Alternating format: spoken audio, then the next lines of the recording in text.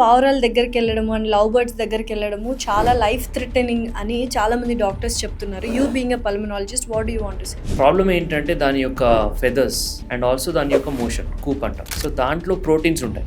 లంగ్స్లోకి వెళ్ళిన తర్వాత అక్కడ ఒక చిన్న రియాక్షన్ క్రియేట్ అవుతుంది. సో ఇది ఎంత వర్స్ అవుతుంది అంటే స్టార్టింగ్ కొంచెం మెట్లెక్కితే వచ్చే ఆయాసం ఇప్పుడు ఇంట్లో పనులు చేసుకున్నా కానీ రావచ్చు. సో ఇప్పుడు యూజువల్గా పొల్యూషన్ అంటే మనం బయటకు వెళ్తేనే పొల్యూషన్ ఉంటుంది అనుకుంటాము. ఇండోర్ పొల్యూషన్ ఏంటి, వాటి వల్ల వచ్చే ప్రాబ్లమ్స్ ఏంటి? ఇండోర్ పొల్యూషన్ ఇంకా డేంజరస్ అవుట్డోర్ కంటే. ఒక్క session of agarbatti is equal to 10 to 15 cigarette pollution. అసలు రాత్రులు నిద్ర పట్టకుండా ఉండడానికి ఒకటే ఒక కారణం స్ట్రెస్, ఓవర్ థింకింగ్, మనకున్న ప్రాబ్లమ్సా, లేకపోతే బాడీలో ఏమైనా నిజంగానే సంథింగ్ ఈజ్ గోయింగ్? వెంటనే పడుకోవడం ప్రాబ్లమే, గంట తర్వాత పడుకోవడం కూడా ప్రాబ్లమే. చాలా మంది హార్ట్ అటాక్తో చనిపోయారు అంటారు. కానీ ఎంతో మంది స్లీప్ యాప్నియా వల్ల చనిపోతారు నైట్. స్లీప్ యాప్నియా అంటే ఏంటంటే ఈ గురక మధ్యలో అంటే గురక పెడుతూ ఉంటారు, సౌండ్ పెరుగుతూ ఉంటుంది, ఒక స్టేజ్లో ఆగుతుంది, కంప్లీట్ బ్రీతింగ్ కూడా ఆపేస్తారు ఆ టైంలో వాళ్ళు. దాన్నే యాప్నియా అంటాం. చిన్నతనం నుంచి గురక ఉన్నట్టయితే కనుక పెద్ద వయసులో వాళ్ళకి బీపీ వచ్చే అవకాశం ఎక్కువ. If there is no balance between your sleep, your diet, your exercise and your awareness, ఇవన్నీ 4 pillars ఆఫ్ హెల్త్ అంట నేను. సో ఇవి సరిగా లేకపోతే ఏ పిల్లర్ కూలినా కొలాప్స్ అయ్యే అవకాశం ఉంటుంది. సో లంగ్స్ హెల్తీగా ఉండాలి అంటే irrespective of all these factors మనము బ్రీతింగ్ ఎక్సర్సైజెస్ ఎంతవరకు మనకు హెల్ప్ఫుల్గా ఉంటాయి? బ్రీతింగ్ ఎక్సర్సైజ్ ఒకటే అని కాదు, along with that vaccinations are more important. Age 50-60 దాటిందంటే you are at more risk for influenza virus infections, pneumonias, దాని తర్వాత వేరే షింగిల్స్ అంటాం. ఇవన్నీ dangerous viruses and bacteria ready to attack you.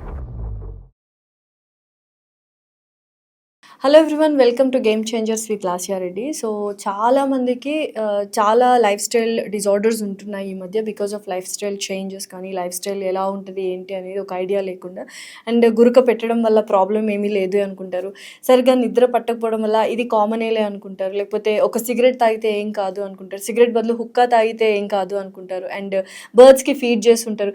ఇలా చిన్న చిన్న విషయాల వల్ల మన లైఫ్ థ్రెటనింగ్ వరకు తీసుకెళ్లే ఛాన్సెస్ ఉన్నాయి అని చెప్పి చాలా క్లియర్గా వాటి ప్రాబ్లమ్స్ గురించి ఎక్స్ప్లెయిన్ చేశారు ఈ పాడ్కాస్ట్లో. And we have an amazing guest, doctor Vivek Veerapaneni garu, consultant in allergy, pulmonology and sleep.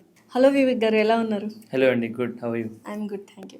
So ఇప్పుడు చాలామంది నేను రీల్స్లో చూశాను, ఎస్పెషల్లీ ఇన్స్టాగ్రామ్లో, పావురాల దగ్గరికి వెళ్ళి రీల్స్ చేయడము, పావురాలకి ఫుడ్ పెట్టడము, ఇంట్లో కొంత లవ్ బర్డ్స్ని తెచ్చుకొని వాటిని ప్రేమగా చూసుకోవడము. కానీ పావురాల దగ్గరికి వెళ్ళడము అండ్ లవ్ బర్డ్స్ దగ్గరికి వెళ్ళడము చాలా లైఫ్ థ్రెటనింగ్ అని చాలామంది డాక్టర్స్ చెప్తున్నారు. You being a pulmonologist, what do you want to say? We see a lot of patients who come with breathing difficulty and cough. Okay. History తీసుకున్నప్పుడు వాళ్ళని అడిగినప్పుడు వాళ్ళు చెప్పేది ఏంటంటే we have exposure to pigeons, pigeon feeding చేయడము, లేదా వాళ్ళు చేయకపోయినా సరే వాళ్ళ ఇంటి బాల్కనీస్లో వచ్చి పిజియన్స్ బాగా ఉండడము. ప్రాబ్లం ఏంటంటే దాని యొక్క ఫెదర్స్ అండ్ ఆల్సో దాని యొక్క మోషన్ కూప్ అంటాం. ఓకే. సో దాంట్లో ప్రోటీన్స్ ఉంటాయి, అవి కొంతమందికి పడవు. అది ఎవరు అని ముందు చెప్పలేము. సో అంటే అది ఇన్హేల్ చేస్తామనా? అది ఇన్హేల్ చేస్తాం. ఓకే. అది అక్కడ ఉన్నప్పుడు వాళ్ళు దే ఇన్హేల్ ఇట్. లంగ్స్లోకి వెళ్ళిన తర్వాత అక్కడ ఒక చిన్న రియాక్షన్ క్రియేట్ అవుతుంది, దాన్ని హైపర్ సెన్సిటివిటీ అంటాం. అసలైతే రాకూడదు, కానీ వాళ్ళు కొంచెం హైపర్గా రియాక్ట్ అవుతారు. ఇమ్యూన్ సిస్టమ్ తక్కువ ఉన్నట్టు కాదు, అనవసరంగా రియాక్ట్ అయినట్టు. అట్లా రియాక్ట్ అవ్వడం వల్ల, అన్నెసెసరీ రియాక్షన్ వల్ల వాళ్ళ బాడీని హార్మ్ చేస్తున్నట్టు, self harm because of unnecessary reaction. So ఇది పిజియన్స్ అనే కాదు, ఏ బర్డ్ అయినా రావచ్చు. అందుకే దాన్ని బర్డ్ ఫ్యాన్సియస్ లంగ్ అంటాం. బర్డ్స్ని ఎవరైతే ఫ్యాన్సీ చేస్తారో పెంచడం అన్ని, ఇంక్లూడింగ్ మీరు చెప్పే లవ్ బర్డ్స్ అవన్నీ కూడా వాటి వల్ల కూడా రావచ్చు. సో అన్నెసెసరీగా వాటిని తెచ్చుకొని దాని రెగ్యులర్ ఫీడ్ వేరు, న్యాచురల్గా దాని ఫీడ్ అది చూసుకుంటుంది. వీళ్ళు ఏ ధాన్యాలు పడితే అవి వేయడం వల్ల దాని గట్లో కొన్ని డిస్టర్బ్ అవుతున్నాయి.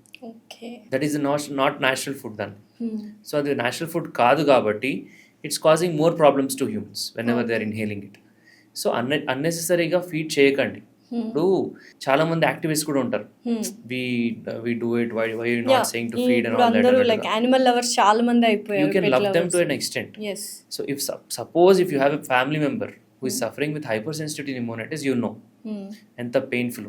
ఎందుకంటే that patient suffers with breathing problem, cough. స్టార్టింగ్లో ఫీవర్ ఉండొచ్చు కొంచెం, but eventually breathing problem cough లాగా సెటిల్ అవుతుంది. సో ఇది ఎంత వర్స్ అవుతుంది అంటే స్టార్టింగ్ కొంచెం మెట్లెక్కితే వచ్చే ఆయాసం ఇప్పుడు ఇంట్లో పనులు చేసుకున్నా కానీ రావచ్చు. సో మీరు ఎంతమంది పేషెంట్స్ని చూస్తున్నారంటే ఈ పీజన్స్ వల్ల, లవ్ బర్డ్స్ వల్ల బాధపడుతున్న వాళ్ళు? ఇప్పుడు దాన్ని కాజ్ చేసే డిసీజ్ పేరు ఐఎల్డి అంటాం, అంటే ఇంటర్స్టీషియల్ లంగ్ డిసీజ్. ఓకే. ఈ ఐఎల్డీస్ చాలా జబ్బుల వల్ల రావచ్చు, చాలా కారణాల వల్ల రావచ్చు. అందులో పిజియన్ వల్ల వచ్చే ఐఎల్డి మోస్ట్ కామన్ ఇండియాలో. వేరే దేశాలతో పోలిస్తే మన దేశంలో ఈ టైప్ ఆఫ్ ఐఎల్డి అన్నిటికంటే మోస్ట్ కామన్. అంటే ఎంత పీరియడ్ వరకు, అంటే టైం పీరియడ్ వరకు వాళ్ళ దగ్గర ఉంటే, అంటే బర్డ్స్ దగ్గర ఉంటే మనకు అటువంటి మినిమం ఎక్స్పోజర్ అనేది కొంతమందికి 1 month ఉండొచ్చు, కొంతమందికి 1 year ఉండొచ్చు. It's all subjective, patient to patient basis ఉంటుంది. సో కేసెస్ అయితే బాగానే చూస్తుంటాం. ఈ ఐఎల్డి కేసెస్ నారో డౌన్ అవ్వాలి ఒక డయాగ్నోసిస్కి. పిజియన్స్ వల్ల వచ్చిందా, లేకపోతే కొన్నిసార్లు ఇంట్లో పెరిగే మోల్డ్ వల్ల రావచ్చు. సో ఈ హైపర్ సెన్సిటివ్ న్యూమోనైటిస్ అనే దానికి ఒక 100 కాజెస్ ఉంటాయి, 100 కారణాలు ఉంటాయి. సో ఈ మధ్యనే ఒక అంటే ఫేమస్ పర్సనాలిటీ సమ్ CEO ఎవరో పీజియన్ వల్ల ఫైబ్రోసిస్ వచ్చి చనిపోయింది అని నేను ఒక పేపర్లో విన్నాను అండ్ ఇన్స్టాలో చూశాను. సో ఏంటి, what is the reason behind it? Pigeon వల్ల చనిపోవడం ఏంటి? ఫైబ్రోసిస్ అంటే మీరు అన్నారు కదా, చాలా మందికి తెలియదు ఫైబ్రోసిస్ అంటే. లంగ్స్ అనేవి బ్రెడ్ లాగా మెత్తగా ఉండాలి. ఈ ఫైబ్రోసిస్ అంటే ఏంటంటే అది కాలిస్తే గట్టిగా అవుతుంది కదా, రస్క్ లాగా, అవును, అలా అవ్వడం. సో లంగ్ ఫైబ్రోసిస్ అంటే లంగ్స్ లిటరలీ గట్టిగా అయిపోవడం. మరి దానికి పిజియన్స్కి ఏంటి సంబంధం? అలా గట్టిగా అవడానికి కారణమే ఈ పిజియన్ ఫెదర్స్, ఈ పిజియన్ కూప్. అదే కాకుండా ఎన్నో కారణాలు ఉన్నాయి. అంటే బాడీ అన్నెసరీగా రియాక్ట్ అవుతుంది ఆ ఐటమ్స్కి, ఆ పర్టికులర్ ప్రోటీన్కి. సో అందరిది అవుతుందని చెప్పలేం, వీళ్ళది అవుతుందని చెప్పలేం అనమాట. సో ఎవరికైనా రావచ్చు కాబట్టి బెటర్ టు స్టే అవే, దాన్ని అవాయిడ్ చేయడమే ట్రీట్మెంట్. సో ఫీడింగ్ చేయడం వలన, లేకపోతే మీ ఇంటి చుట్టుపక్కల పెరగవచ్చు, రావచ్చు పిజియన్స్. కమ్యూనిటీస్ లో ఉంటాయి, ఏసీ యూనిట్స్ పైన ఉంటాయి, డెఫినెట్లీ బాత్రూమ్స్ విండోస్ లో ఉంటాయి, అక్కడ అవి సెటిల్ అవుతాయి అన్నమాట. ఆ ప్రోటీన్స్ పడవు మీకు.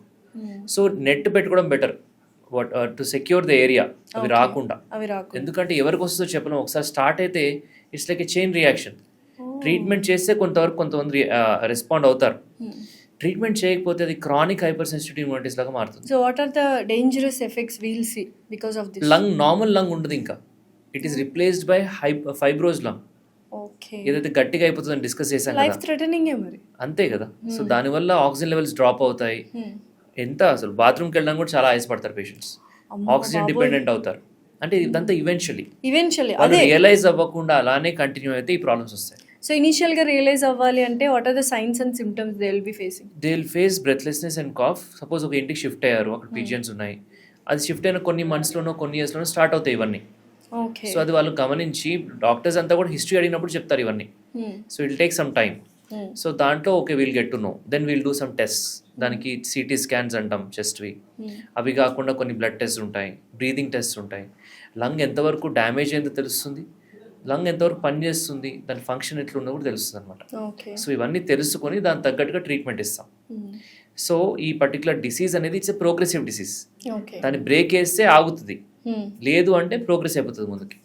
దానివల్ల పేషెంట్ అనేవాళ్ళు సఫర్ అవుతారు లాస్ట్కి. సో నెక్స్ట్ చాలా మంది అంటుంటారు tobacco smoking is more dangerous than alcohol drinking అని. నిజంగానే మందు తాగడం కంటే సిగరెట్ తాగడం చాలా డేంజరసా? డిపెండ్స్, దేని డేంజర్స్ దానికి ఉన్నాయి, there is no doubt about it. But ఈ సిగరెట్ అనేది ఇట్స్ మోర్ ఈవెన్ అడిక్టివ్, ఇంకా అడిక్టివ్ మన ఆల్కహాల్ కంటే. ఎందుకంటే దాంట్లో నికోటిన్ ఉంటుంది, దాంతోపాటు 7,000 కెమికల్స్ ఉంటాయి సిగరెట్ స్మోక్లో.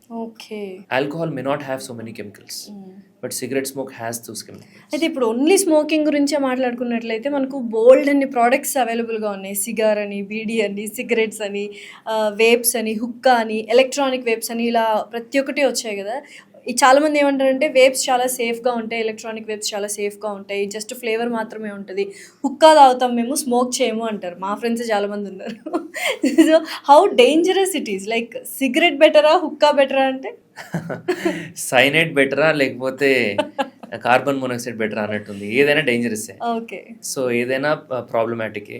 చాలామంది ఏమనుకుంటున్నారంటే మీరు అన్నట్టుగా ఫ్లేవర్స్, దాని తర్వాత స్మెల్ చూసి బాగుంది, సో ఇది కొంచెం సేఫ్ అనుకుంటా, హార్డ్గా లేదు, స్మూత్గా ఉంది అనుకుంటారు. ఓకే, సిగరెట్లో 7,000 కెమికల్స్ ఉండొచ్చు, దాంట్లో ఒక 70 కెమికల్స్ వల్ల క్యాన్సర్ రావచ్చు. అదేవిధంగా వేప్లో కూడా ఎన్నో కెమికల్స్ ఉంటాయి. ఈ వైటమిన్ ఏ ఆయిల్ అంటాము, గ్లిజరిన్ అంటాము, కొన్నిసార్లు ఈ క్యానబిస్ యొక్క ఆయిల్ ఉంటుంది. ఇది అక్కడ హీట్ అవుతుంది అనమాట. ఇట్స్ అ హీటెడ్ ప్రోడక్ట్ కదా. అది హీట్ అయ్యేటప్పుడు అవన్నీ కూడా కొంచెం స్ట్రక్చర్ మారి డేంజరస్ కాంపౌండ్స్ లాగా మారుతున్నాయి. They are link to many problems. It's not just లంగ్స్లో పిలిచినందుకు లంగ్ ప్రాబ్లమ్స్ అనే కాదు, ఆస్మా, సిఓపిడి, క్యాన్సర్స్ ఇవి కాకుండా many other problems including breast cancers or you know brain problems, అంటే హెడ్ టు టో తీసుకుంటే అన్ని ఆర్గన్స్ని ఎఫెక్ట్ చేస్తుంది, ఇంక్లూడింగ్ హార్ట్, బ్రెయిన్, ఎవ్రీవేర్. ఇంకా డేంజరస్ ఇష్యూస్ ఏంటి అంటే దీంట్లో ఇవాలి అనే ఒక ప్రాబ్లమ్ వస్తుంది. ఇవాలి అంటే ఈ సిగరెట్ ఇండ్యూస్ లంగ్ ఇంజురీ అంటాము. సో దీంట్లో ఏంటంటే లంగ్స్లో ఉండే ట్యూబ్స్ అనేవి పర్మనెంట్గా క్లోజ్ అయిపోతాయి. ఈ ఆస్తమా ఇస్ రివర్సిబుల్ ప్రాబ్లమ్. ఈ వేప్, ఈ హుక్కా, వాటి వల్ల. ఈ కైండ్ ఆఫ్ థింగ్స్, హుక్కా కాదు, వేప్, Vapes, ఎస్పెషల్లీ ఈ okay. సిగరెట్స్, వేప్, వీటి వల్ల. ఓకే.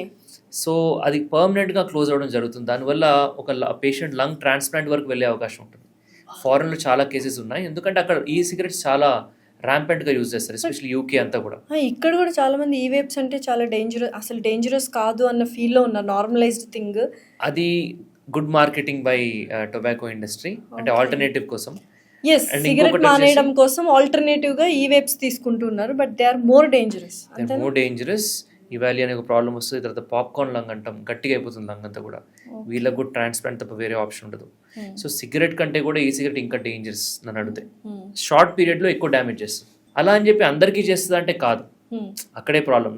నేను ఎప్పటి నుంచో తీసుకుంటున్నా, నాకు ఏం అవ్వట్లేదు అంటారు చాలా మంది. కొంతమంది ఉంటారు 6 months తీసుకున్న తర్వాత ఇవన్నీ ఫేస్ చేస్తారు.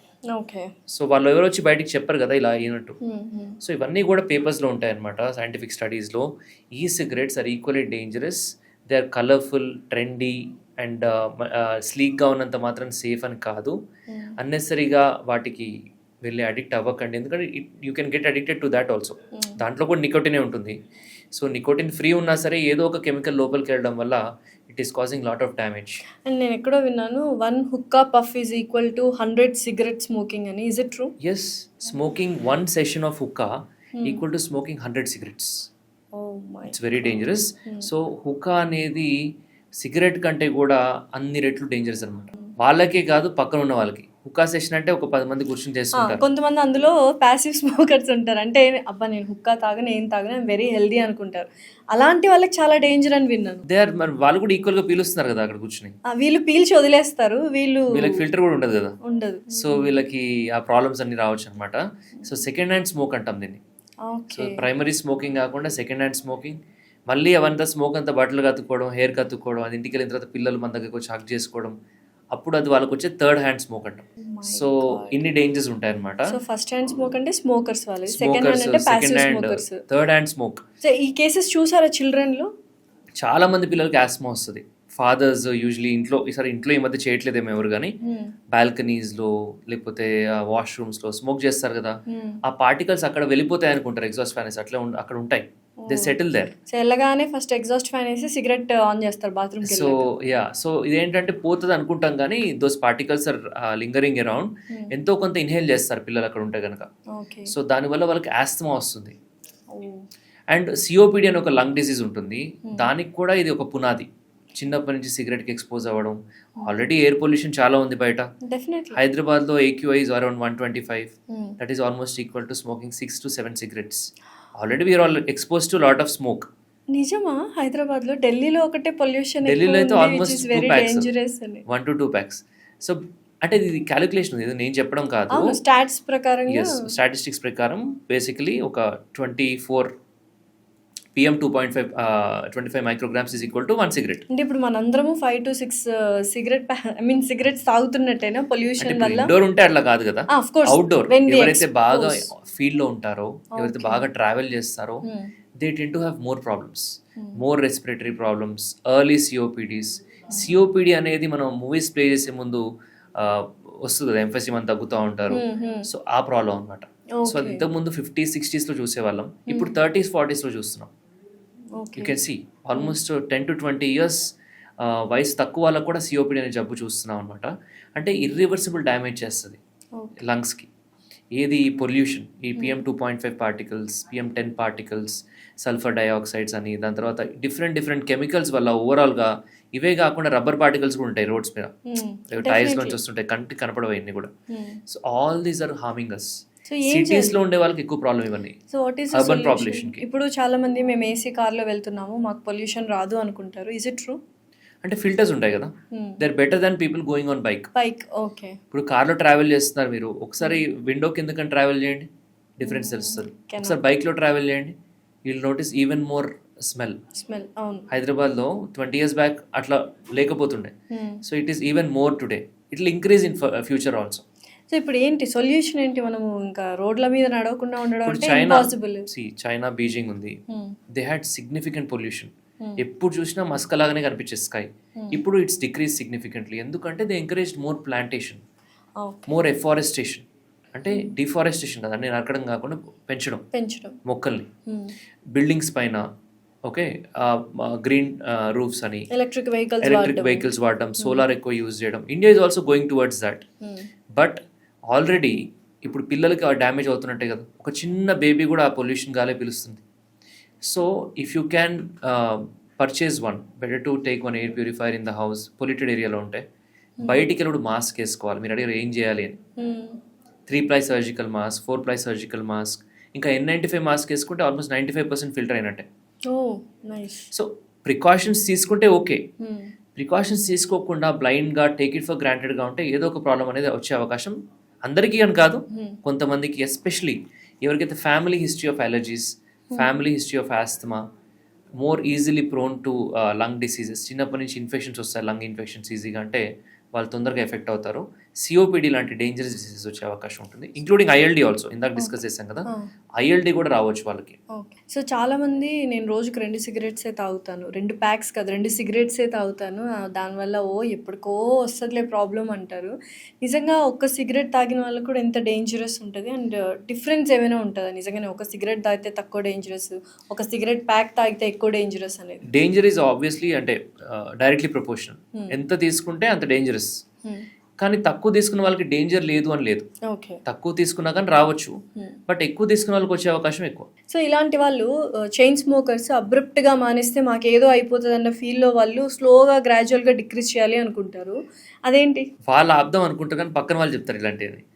సో యూజువలీ వాళ్ళు ఆపుదాం అనుకున్నా కానీ ఒక్కసారి ఆపేస్తే నీకు ఏదైనా అవుతుంది అని చెప్తే ఒకలాంటి ఫియర్ క్రియేట్ అవుతుంది మైండ్ లో. అబ్రప్ట్ గా ఆపేయచ్చు. They will have side effects, they will have palpitations, sweatings, ఒకలాంటి డిస్కంఫర్ట్, యాంగర్ ఇష్యూస్, ఇవన్నీ వస్తాయి initially, but they can overcome all that. It's not just about అది కౌన్సిలింగ్ సెషన్స్ అటెండ్ అవ్వడము, డాక్టర్ని మీట్ అవ్వడము, అండ్ నికోటిన్ రిప్లేస్మెంట్ థెరపీస్ ఉంటాయి.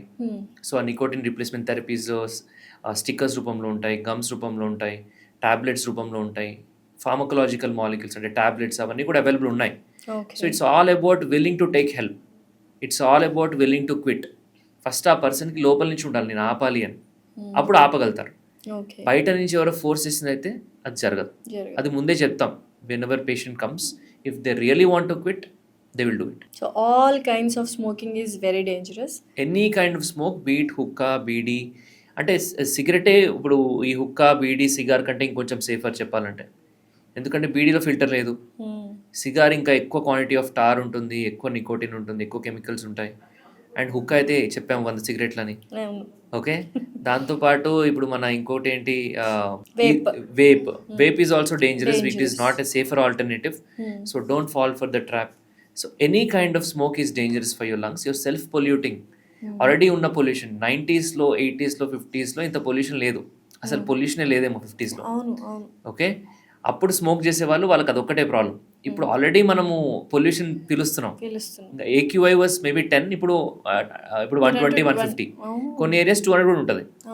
So అంత పీలుస్తున్నప్పుడు already lungs are working too hard to remove all the chemicals.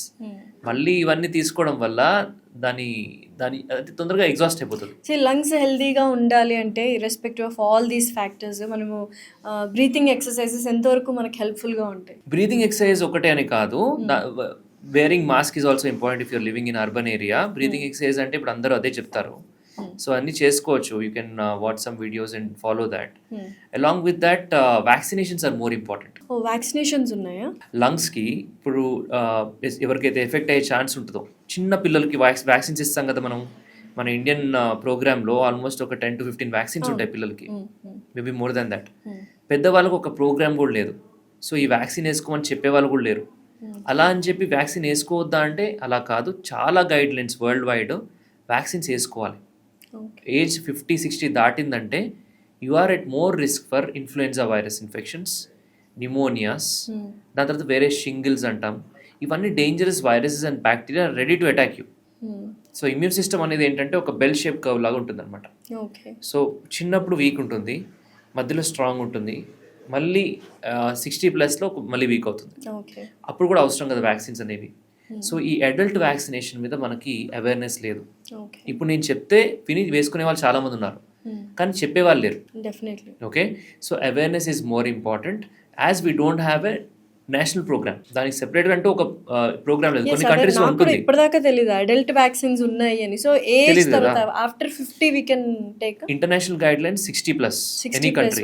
But ఇండియాలో ఉన్న pollution కావచ్చు, ఎక్కువ ఇన్ఫెక్షన్స్ డిసీజ్ బర్డెన్ ఎక్కువ మన కంట్రీలో, బికాస్ మనకి density of population is very high.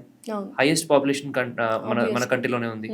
So infection spread అయ్యే అవకాశం కూడా ఉంటుంది అనమాట. సో 50+ తీసుకోని రికమెండేషన్స్ ఉన్నాయి. అండ్ ఏజ్తో సంబంధం లేకుండా మీకు డయాబెటీస్ ఉన్నా, బీపీ ఉన్నా, లేదా any disease to your heart, lungs, kidney, liver, brain, any problem, you have to get vaccinated immaterial what your age is. Age ఎంతైనా కానీ 20 అవ్వచ్చు, 40 అవ్వచ్చు. లేదు నాకు ఏ జబ్బు లేదు, ఏజ్ 50 లేదా 60 దాటింది అయినా సరే వ్యాక్సిన్ వేయించుకోవాలి. It's not a rule, nobody will force, it is a recommendation. Preventive care. So ఒక నిమోనియా వస్తే అది సెప్సిస్ అంటే బ్లడ్ ఇన్ఫెక్షన్ అయ్యి డేంజర్ అయ్యే అవకాశం చాలా ఉంటుంది ఒక మనిషికి, ఎస్పెషల్లీ 50 దాటితే. వ్యాక్సిన్ వేయడం వల్ల ఉపయోగం ఏంటి అంటే ఈ సెప్సిస్, ఈ బ్లడ్ ఇన్ఫెక్షన్ రాకుండా, తీవ్రమైన న్యూమోనియా రాకుండా ఆపే అవకాశం ఒక 70 to 80% ప్రొటెక్షన్ ఇస్తుంది అన్నమాట. ఓకే. సో అందుకు vaccination is very effective. 100% prevent చేస్తుంది ఎవరు చెప్పరు, చాలా వరకు ప్రివెంట్ చేస్తుంది. ఇన్ఫ్లుయెన్జా అంటే ఫ్లూ సీజన్ నడుస్తుంది ఇప్పుడు. Every year July, August, September వచ్చింది అంటే నవంబర్, డిసెంబర్ వరకు కూడా అందరికి జలుబులు, ఎవరికైతే ఎలర్జీ, ఆస్మా ఉంటుందో వాళ్ళకి అటాక్స్ రావడము, పిల్లలు స్కూల్కి వెళ్తే అక్కడి నుంచి వాళ్ళు అంటించుకుని మళ్ళీ ఇంటికి రావడం, ఇంట్లో పెద్దవాళ్ళకి రావడం, వాళ్ళు న్యూమోనియా రావడం, ఐసీలో అడ్మిట్ అవ్వడం, ఇవన్నీ చూస్తుంటాం. It's a chain reaction. దీన్ని బ్రేక్ చేయాలి అంటే మనం పిల్లలు ఎట్లనో మాస్క్ వేసుకోరు, so they may not follow all the hygiene measures. పెద్దవాళ్ళు వ్యాక్సిన్ వేయించుకుంటే తీవ్రంగా కాకుండా ఉంటుంది. సో ఈ విధంగా న్యూమోనియా, ఫ్లూ అండ్ షింగిల్స్ అని ఇంకొక డేంజరస్ ఇన్ఫెక్షన్ ఉంటుంది. సో వీటన్నిటికీ కూడా వ్యాక్సిన్స్ ఉన్నాయి. న్యూమోనియాకు ఒక 3 different types ఆఫ్ వ్యాక్సిన్స్ ఉన్నాయి. సో ఇవన్నీ వేసుకుంటే సేఫ్గా ఉండే అవకాశం ఎక్కువ. తిన్న తర్వాత అంత షుగర్ తీసుకోవాలి, అంత తీపి తినాలి అని అందరికీ ఉంటుంది కదా క్రేవింగ్ని. So how to avoid it? So తిన్న తర్వాత స్వీట్ తినాలని అందరికీ ఉండదని అనుకోను, బట్ తిన్నా కానీ little bit maybe, don't over eat. ఎక్కువ తీసుకుంటే ఈ మన స్పింక్టర్ ఉంటుంది, ఈసోఫేజియల్ స్పింక్టర్ అంటాం. చాలా మందికి గ్యాస్ట్రిక్ ప్రాబ్లమ్స్ ఇందుకోసమే వస్తాయి. ఈ స్పింక్టర్ అనేది లూజ్ అయిపోతుంది. ఎవరైతే కాఫీ ఎక్కువ తీసుకుంటారో, peppermint, chocolates, alcohol, cool drinks, sweets, ఈ స్పింక్టర్ అనేది లూజ్ అవ్వడం వల్ల యాసిడ్ పైకి తంతుంది. దాన్నే రిఫ్లెక్స్ అంటాం. ఈ దానికోసమే గ్యాప్ ఇవ్వండి తినడానికి, పడుకోవడానికి. అండ్ ఈ కైండ్ ఆఫ్ జంక్ ఫుడ్ని అవాయిడ్ చేయండి. జంక్ ఫుడ్ తినే కొద్దీ ఒక్క ప్రాబ్లం కాదు, 100 ప్రాబ్లమ్స్ వస్తాయి. సో అందులో మనం డిస్కస్ చేసిన 2-3 అంతే. సో ఇవన్నీ కూడా చాలా ఇంపార్టెంట్. పడుకునే ముందు మనం చేయకూడని పనులేంటి? నిద్ర రాకుండా ఎఫెక్ట్ అయ్యేవి ఒకటి ఏంటంటే avoid taking coffee after 4 PM, number 1. అదే కాకుండా any carbonated drinks like any cool drinks or anything that has lot of coffee, sugar in it, avoid చేయండి. Number 2, avoid taking alcohol. చాలామంది ఆల్కహాల్ తీసుకుని నిద్ర బాగా వస్తుంది అనుకుంటారు. అదే పర్సెప్షన్లో కొన్ని లక్షల మందో ఎంతమంది తాగుతున్నారు ఆల్కహాల్ రోజు. ఇన్ఫ్యాక్ట్ ఆల్కహాల్ తీసుకోవడం వల్ల you will have a fragmented sleep, అంటే డిస్టర్బ్డ్ స్లీప్ అనమాట. అంటే మనము డిఫరెంట్ స్టేజెస్ ఆఫ్ స్లీప్లో ఉంటాం. నైట్ పడుకున్నప్పుడు సైకిల్ ఉంటుంది, ఒక సైకిల్లో ఒక 4 స్టేజెస్ ఉంటాయి. సో అవన్నీ కూడా మనం ఈక్వల్గానే కాదు, దాని తగ్గట్టుగా మనం స్పెండ్ చేయాలి, పర్సంటేజ్ ఉంటుంది. అలా చేయరనమాట ఆల్కహాల్ తీసుకున్నారు. కొన్ని స్లీప్స్ ఎగిరిపోతాయి వాళ్ళు. సో దానివల్ల ఈ మెమరీ కన్సాలిడేషన్ సరిగ్గా జరగదు. అండ్ డే అనేది అంత బ్రైట్గా ఉండదు, దాన్నే హ్యాంగ్ ఓవర్ అట్లా అంటారు కదా. సో బేసిక్లీ ఏంటంటే వీళ్ళకి ఎప్పుడు కూడా కొంచెం స్లీప్ డెఫిషియన్సీ ఉండిపోతుంది. తాగిన వెంటనే కొంచెం మత్తు వస్తుంది, అదే నిద్ర బాగా వస్తుంది అనుకుంటారు. బట్ ఖచ్చితంగా ఆల్కహాల్ తీసుకున్న వాళ్ళకి ఎర్లీ మార్నింగ్ స్లీప్ అనేది డిస్టర్బ్ అవుతుంది. రెమ్ స్లీప్ అంటాం ఎస్పెషలీ. ఆ టైంలో ఒక నిద్ర మెలకు రావడము, ఒకలాంటి నిద్రపోయినట్టే అనిపిస్తుంది almost. So that is also because of alcohol.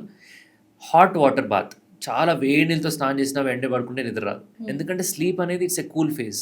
Body అంతా కూడా న్యాచురల్ టెంపరేచర్ చాలా కూల్ అవుతుంది. ఓకే, సో చాలా అంటే early morning or core temperature అంటాం అనమాట, body temperature it is the least. Okay, so దాని తగ్గట్టుగా రూమ్ టెంపరేచర్ కూడా చల్లగా ఉండాలి. ఓకే, మ్యాట్రెస్ కూడా కొన్ని హీట్ రిటైనింగ్ మ్యాట్రెసెస్ ఉంటాయి.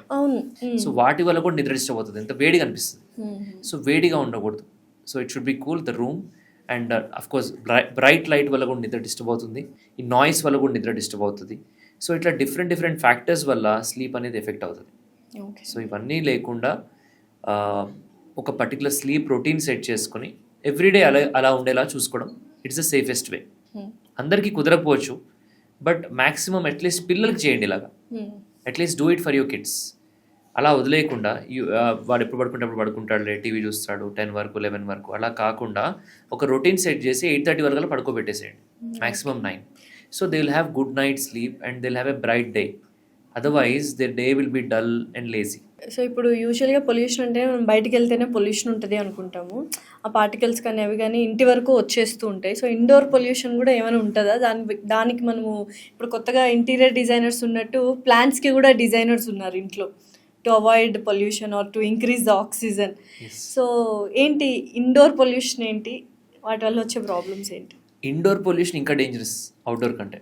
ఇదేంది, ఇది నేను ఎక్కడ వినలేదు. ఇండోర్ పొల్యూషన్ ఏంటి? What we pollute a house. ఒకటి ఏంటంటే కిచెన్ ఉంది, వి కీప్ కుకింగ్ కదా, సో అప్పుడు దాంట్లో వచ్చే పొగ అనేది కూడా it is dangerous. So you have to use exhaust fan. అందరి ఇంట్లో ఉండవు కదా, ఓకే. సో అందరికీ తెలియదు, ఉన్నా కానీ కొంతమంది ఆన్ చేసుకోరు, they have to use it. Sound వస్తుంది, ఆన్ చేసుకో మేము కూడా. పర్పస్ ఉండాలి కదా. సో ఆ స్ట్రాంగ్ స్మెల్స్ అవ్వచ్చు, స్మోక్ అవ్వచ్చు, ఇన్హేల్ చేసుకుని చాలా మంది విమెన్ కి ఈ ఆస్మా లాంటివి వస్తాయి. దాంతోపాటు దాంట్లో రేడాన్ గ్యాస్ అని డిఫరెంట్ ఉంటాయి. సో వాటి వల్ల క్యాన్సర్స్ కూడా రావచ్చు if you are too much expose to it too closely. So better always keep your kitchen ventilated and obviously chimney కానీ ఎగ్జాస్ట్ కానీ ఆన్ ఉంచుకోవాలి. ఇది ప్రివెన్షన్ నెంబర్ 1. తర్వాత దేవుడి గది ఉంది, అక్కడ వి పుట్ అగర్బత్తీస్, దాని తర్వాత సాంబ్రాణీస్, ఇవన్నీ. ఒక్క session of agarbatti is equal to 10 to 15 cigarette pollution. Okay, అది ఇండోర్ గా లోపల పెట్టేసి మనం పెడతాము. సో దానివల్ల ఆ పార్టికులేట్ మ్యాటర్ అంతా కూడా మనం ఇన్హేల్ చేయడం వల్ల ఇట్ ఈస్ కాజింగ్ ప్రాబ్లమ్స్. అంటే ఇప్పుడు మనం అగరబత్తీలని వాడొద్దా? మీరు అన్న దాని ప్రకారం వాడకూడదు. ఇండోర్ లో పెడితే కొంచెం ప్రాబ్లమాటిక్, అది అనేది. బయట తులసి దగ్గర పెడితే ఓకే, బట్ లోపల పెట్టడం వల్ల మీరే ఇన్హేల్ చేస్తున్నారు కదా, అక్కడ 1 hour కూర్చొని పూజ చేస్తారు, you are inhaling all that. It may smell good but it will have some complications. Okay, it is not just bad for your lungs but also metabolism. కొన్నిసార్లు మన హార్మోన్స్ కూడా ఎఫెక్ట్ చేయొచ్చు. అంటే ట్రిగర్ అవుతుంది. ఎవరికైతే అండర్లైన్ అలర్జీ జీన్ ఉందో తట్టి లేపినట్టు ఈ పర్టికులర్ సాంబ్రాణీస్, అగర్బత్తీస్, దాని తర్వాత మస్కిటో కాయిల్స్, తర్వాత scented candles or perfumes, air fresheners, all this is indoor pollution. ఇవన్నీ కెమికల్స్. We should not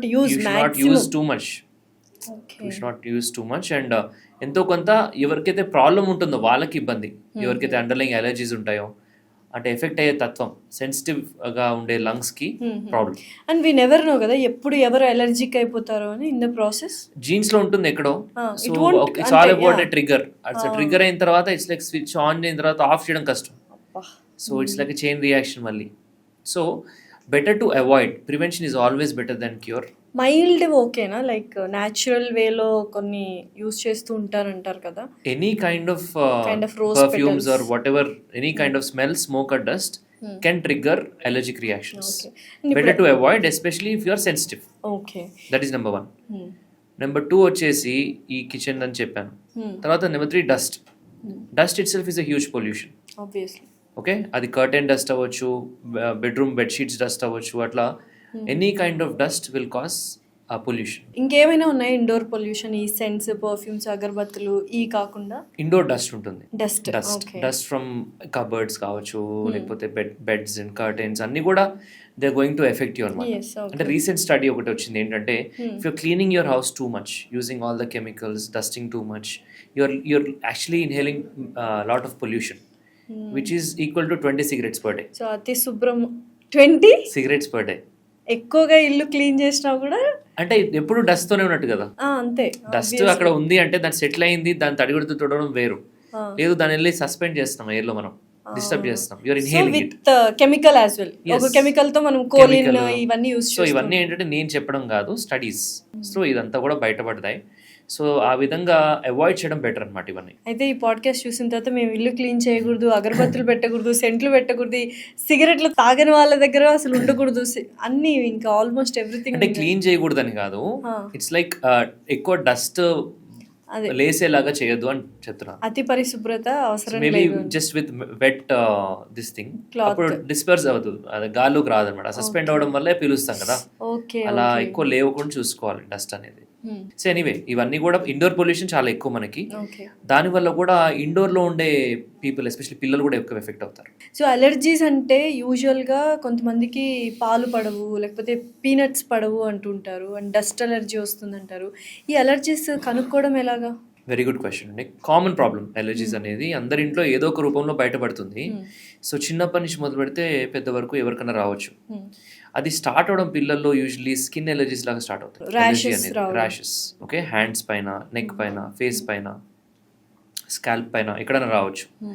అదే ఇంకా కొంత ముందుకెళ్తే ఫుడ్ ఎలర్జీస్ స్టార్ట్ అవుతాయి. మిల్క్, ఎస్పెషల్లీ మిల్క్ ఇంట్రడ్యూస్ చేసిన తర్వాత యూజువల్లీ మిల్క్ ఎలర్జీస్ అని, దాని తర్వాత పీనట్స్, బీట్ అంటే గ్లూటెన్, ఇవన్నీ different types of allergy start అవుతాయి. Yes, any kind of food, prawns, fish, అవి తీసుకొని కొలాప్స్ అయిన పేషెంట్స్ కూడా చాలా మంది ఉంటారు. ఎనఫైలాక్సిస్ అంటాం, చాలా డేంజరస్ రియాక్షన్. అంటే where your body is severely effected, breathing ఆగిపోతుంది, బీపీ పడిపోతుంది. ఇవన్నీ ఏంటంటే సివియర్ ఎనఫైలాక్సిస్ కొంతమందికి రావచ్చు. ఎస్పెషల్లీ ప్రాన్స్ తోటి చాలా కామన్ ఇది, ఫుడ్ ఐటమ్స్ తోటి. అందరికీ ఉంటుందని కాదు. సో టిపికల్ ఫుడ్ అలర్జీస్ గురించి మాట్లాడంటే ఎగ్ అండ్ మిల్క్, పిల్లలు చెప్తున్నాను. సో అదొకటి. Next peanut and any kind of tree nuts like మన క్యాష్యూ, ఎనీ ట్రీ నట్, వీటి వల్ల కూడా ఎలర్జీస్ రావచ్చు. సో అలా వచ్చినప్పుడు వాట్ ఆర్ ద సిమ్టమ్స్? విన్నట్టు స్కిన్ ఎలర్జీ వస్తుంది, అది మళ్ళీ డేంజరస్ అంటే లైఫ్ థ్రెటనింగ్ కి లీడ్ అయ్యే ఛాన్సెస్ ఉన్నాయా, లేకపోతే దాన్ని ఫస్ట్ వార్నింగ్ సైన్స్ ఇస్తుంది. So that patient will get swelling of the lip or ఎక్కడైనా బాడీలో పెద్ద ర్యాషెస్ రావడం, లేదా గట్ రియాక్షన్స్ రావడము, స్టమక్ పెయిన్స్, మోషన్స్, వామిటింగ్స్, ఇవన్నీ మల్టిపుల్ టైమ్స్ అయినా కానీ ఇగ్నోర్ చేసి సడన్గా నెఫ్రాక్సిస్ రావచ్చు. స్లోగానే డెవలప్ అవుతుంది. సో ఇంకా మనము కంటిన్యూస్గా అసలు ఇంకా లైఫ్ లాంగ్ ఏవైతే అలర్జిక్ ఫుడ్స్ ఉంటాయో అవి మనం తీసుకోకూడదు. అంటే మన కంట్రీలో తక్కువ, యుఎస్ అండ్ యూకే వాటిలో చాలా ఎక్కువ ఈ ఫుడ్ ఎలర్జీస్ అనేవి. అక్కడ ఎలర్జీస్ చాలా కామన్. ఇక్కడ మనకి డస్ట్ ఎలర్జీస్ కానీ అవి ఎక్కువ కామన్.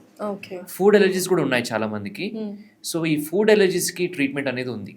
ఓకే, మెడికేషన్స్ కానీ, అఫ్ కోర్స్ ఫుడ్ అవాయిడెన్స్ అనేది ఫస్ట్ ఐడెంటిఫై చేయడం, ఐడెంటిఫై చేసిన తర్వాత అది అవాయిడ్ చేయడం.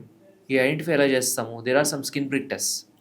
సో స్కిన్ మీద ఎలర్జీ టెస్ట్ లాగా చేసి ఐడెంటిఫై చేయొచ్చు ఏ పర్టికులర్ ఫుడ్కి ఎలర్జీ ఉందో. ఇంకా డౌట్ ఉంటే ఆ పర్టికులర్ ఫుడ్ మీదనే ప్రిక్ చేసి చూడొచ్చు ఆ స్కిన్కి ఎలర్జీ ఉందో లేదో. కొన్నిసార్లు టాబ్లెట్స్ ఆపలేరు పేషెంట్స్, ఎలర్జీ టాబ్లెట్స్ వాడుతున్నప్పుడు ఈ ప్రిక్ టెస్ట్ అనేది చేయలేం. సో అప్పుడు వాళ్ళకి కొన్ని different types of blood allergy test ఉంటాయి.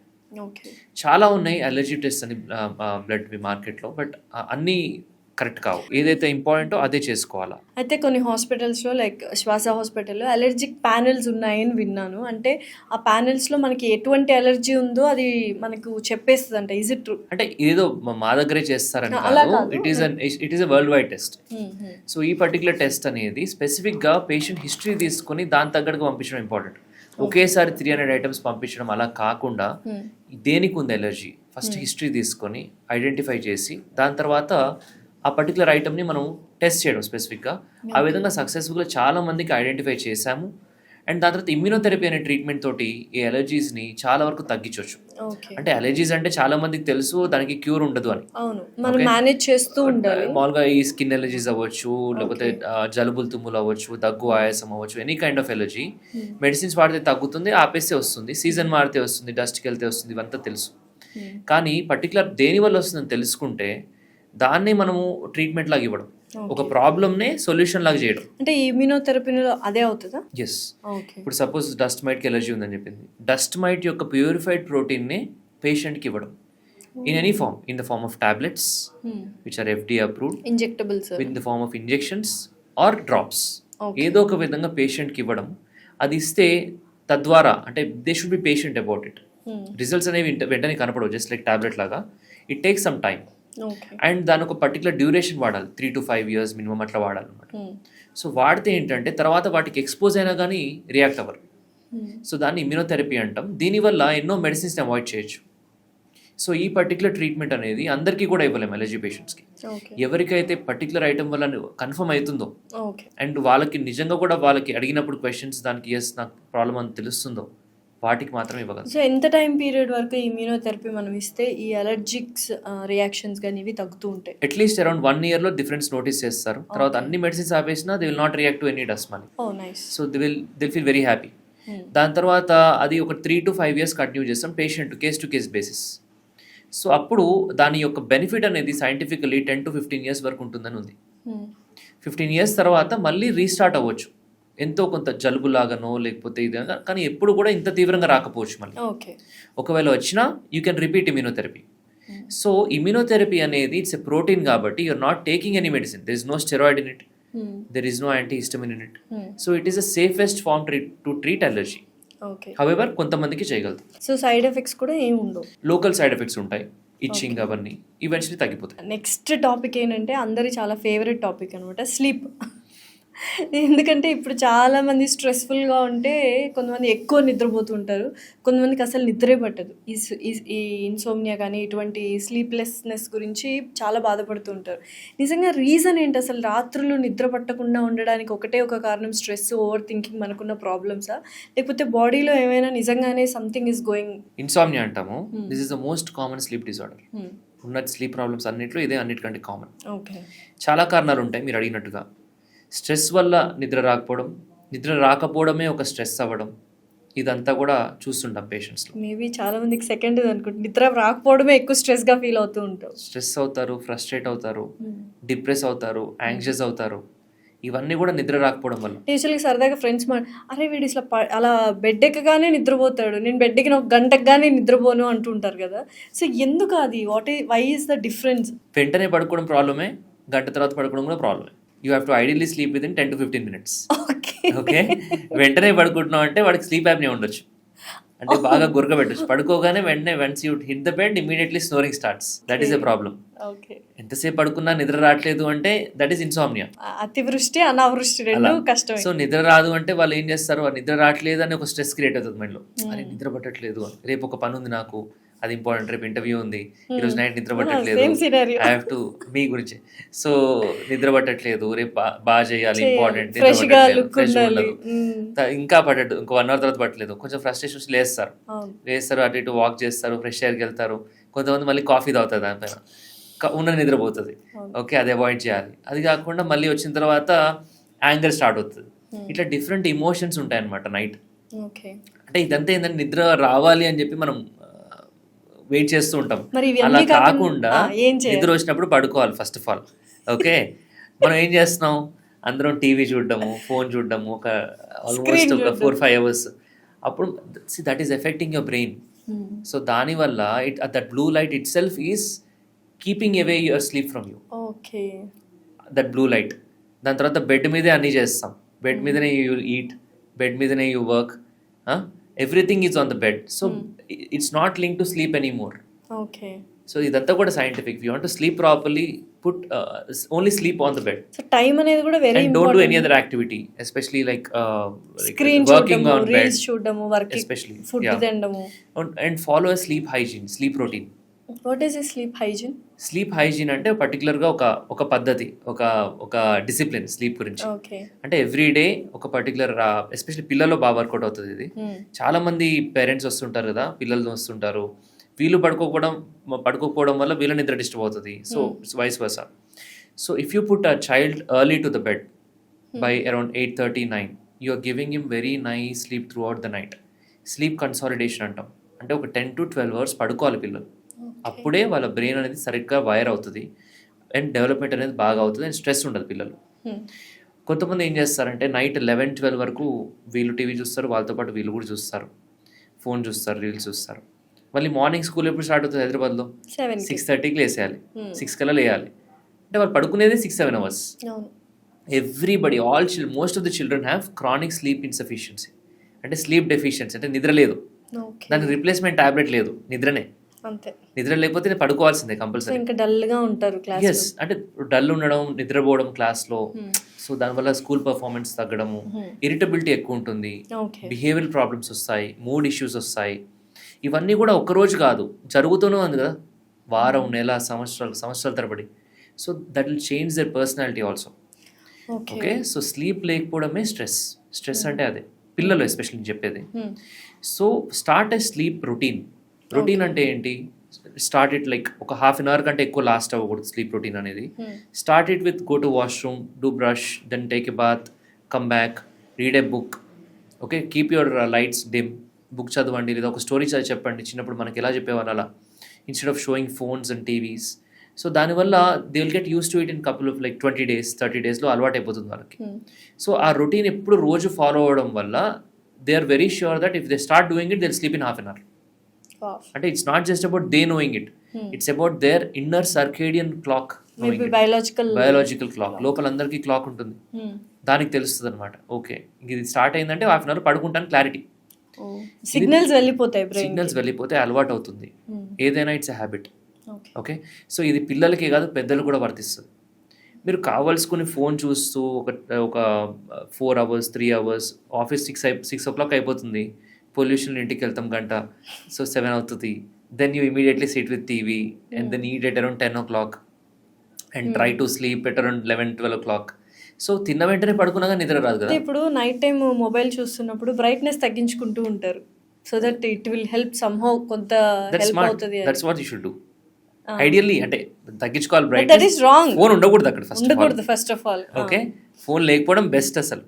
ఓకే, ఉంది అంటే ఆఫ్ కోర్స్ ఫుల్ బ్రైట్నెస్ లో చూస్తే ఉన్న నిద్రపోతుంది. సో తక్కువ బ్రైట్నెస్ తోనే చూడాలి నైట్ అనేది. అండ్ అది కాకుండా తిన్న వెంటనే పడుకుంటాం. ఓకే, ఇది చాలా పెద్ద ప్రాబ్లం. ఎందుకంటే ఈ బయాలజికల్ క్లాక్ అనేది ఆర్గన్ క్లాక్స్ ఉంటాయి, అంటే stomach has a clock. Okay, so అన్నీ ఒకటే టైంలో they should rest. You are trying to put your biological clock to sleep, but మన స్టమక్ అనేది యాక్టివ్గా పెడతాం ఫుడ్ తీసుకోవడం వల్ల. అది యాక్టివ్ అవ్వాలి, తప్పదు, దానికి తప్పదు, డైజెస్ట్ చేసుకోవాలి ఫుడ్ని. ఆ టైంలో గ్యాసెస్ ప్రొడ్యూస్ అవ్వడం, పైకి ఇట్లా బర్బ్స్ లాగా రావడం, పడుకున్నప్పుడు ఎక్కువ వస్తాయి ఇంకా, బికాస్ యువర్ లైంగ్ ఫ్లాట్. స్ట్రైట్గా ఉంటే stomach it's going down with gravity, ఇట్లా వస్తే పైకి వచ్చేస్తుంది. సో దానివల్ల చాలా మందికి ఇట్లా మంటలాగా తగలడము, దాని తర్వాత మైక్రో ఆస్పిరేషన్స్ అంటాం. అంటే పడుకున్నప్పుడు చాలా మందికి అవుతుంది, తిన్న వెంటనే పడుకునే వాళ్ళకి ఎక్కువ అవుతాయి. అంటే మైక్రో ఆస్పిరేషన్ అంటే మనం తీసుకున్న ఫుడ్ అనేది స్టమక్ లోంచి మళ్ళీ తిరిగి లంగ్స్కి రావడం, రిఫ్లక్స్ వల్ల లంగ్స్లోకి వెళ్ళిపోతుంది. అది స్మాల్ క్వాంటిటీస్ జరగవచ్చు. చాలా మంది మనం ఫైట్ చేస్తాం దాన్ని ఇమ్యూనిటీ తోటి. కొంతమంది ఆ మాత్రం కూడా చేయలేక న్యూమోనియాస్ డెవలప్ అవుతాయి తిన్న వెంటనే. అందుకే పడుకోకూడదు, ఎస్పెషల్లీ ఆల్కహాల్ తీసుకున్న వెంటనే. So especially bubbly drinks like beer అవన్నీ, సో ఎక్కువ బర్బ్స్ అవన్నీ వస్తాయి కదా. సో వాటి వల్ల ఇంకా ఫుడ్ కూడా దాంతో పాటు వెళ్ళిపోతుంది లోపలికి. సో మరి తినడానికి పడుకోవడానికి ఎంత గ్యాప్ ఉండాలి? మినిమం 2 to 3 hours గ్యాప్ ఉండాలి. ఆ మాత్రం లేకపోతే it is always active, acidic, and అది మీకు రిగర్స్టేట్ అవ్వచ్చు, పైకి వచ్చి రిఫ్లక్స్ లాగా, అండ్ నిమోనియాస్ కూడా రావచ్చు కొన్నిసార్లు. If you are totally alcohol slash అయిపోతారు కంప్లీట్గా, అప్పుడు నిమోనియాస్ కూడా వచ్చే అవకాశం ఉంటుంది. అంటే పూర్తిగా లంగ్స్లోకి వెళ్ళి యాస్పిరేట్ అయిపోతుంది అనమాట. సో ఇవన్నీ కూడా స్లీప్కి అడ్డుపడుతున్నాయి. చెప్పాలి అంటే food 2 to 3 hours before sleep, exercise also at least 3 to 4 hours before sleep. Exercise చేసిన వెంటనే పడుకున్నా నిద్ర రాదు, అంటే వెంటనే చేసి పడుకోవడం అనేది మంచిది కాదు. అట్లీస్ట్ 4 o'clock 5 o'clock అలా అయిపోవాలి, 6 o'clock మ్యాక్సిమం. దాని తర్వాత కాఫీ ఉందనుకోండి, ఈవినింగ్ 4 తర్వాత ముట్టుకోవద్దు. కాఫీ అనే కాదు, any carbonated drink, any like మన షుగరీ ప్రోడక్ట్స్. సో ఇవన్నీ కూడా కొంచెం స్టిమ్యులేట్ చేస్తాయి. సో అడల్ట్స్కి కూడా స్లీప్ అనేది వెరీ ఇంపార్టెంట్, ఎందుకంటే చాలా మంది చెప్తుంటారు స్లీప్లో టాక్సిన్స్ రిలీజ్ అయిపోతూ ఉంటాయి. స్లీప్లో మనము బాడీని రిపేర్ చేసుకుంటూ ఉంటాము ఇట్ సెల్ఫ్. అబ్సల్యూట్లీ, స్లీప్లో బాడీయే కాదు బ్రెయిన్ కూడా రిపేర్ అవుతుంది. ఓకే, మెయిన్గా బ్రెయిన్ యాక్చువల్గా చెప్పాలి, రైట్? దానికి రెస్ట్ దొరుకుతుంది, క్లీన్ కూడా అవుతుంది. సో టాక్సిన్స్ అన్ని కూడా పోవడం జరుగుతుంది, మెమరీ కన్సాలిడేషన్ అవుతుంది. వాట్ ఎవర్ ఎంత కష్టపడ్డా నెక్స్ట్ డేకి ఎనర్జెటిక్ అయిపోతాం. That is because of sleep. So ఈ ఇన్సోమ్నియా వల్ల కొంతమంది డాక్టర్స్ దగ్గర అప్రోచ్ అయినప్పుడు what is the treatments you are going to give? So insomnia causes చూడాలి ఫస్ట్. ఓకే, సో ఒకటి ఏంటంటే యాంగ్జైటీ ఉన్న వాళ్ళకి, డిప్రెషన్ ఉన్న వాళ్ళకి చాలా మందికి ఇన్సోమ్నియా ఉంటుంది. Why did they get that anxiety or depression? Address that cause, psychiatrist will do it. So అసలు ఫస్ట్ ఆఫ్ ఆల్ ఎందుకు వచ్చింది యాంగ్జైటీ, ఎందుకు వచ్చింది డిప్రెషన్? సో దానికి కౌన్సిలింగ్ ఇవ్వడమా, దాని యొక్క సొల్యూషనా, మెడికేషనా చూసుకోవాలి. నెంబర్ 1. ఒక 30 to 40% patients with sleep apnoea will have insomnia. Sleep apnoea అంటే నిద్రలో గురక రావడం, గురక సడన్గా ఆగి పెద్ద సౌండ్తో లేచి మళ్ళీ పడుకోవడం. సో ఈ స్లీప్ యాప్నియా అనేది చాలా డేంజరస్ ప్రాబ్లం. ఇది ఉన్నా కానీ నిద్ర పట్టదు చాలామందికి.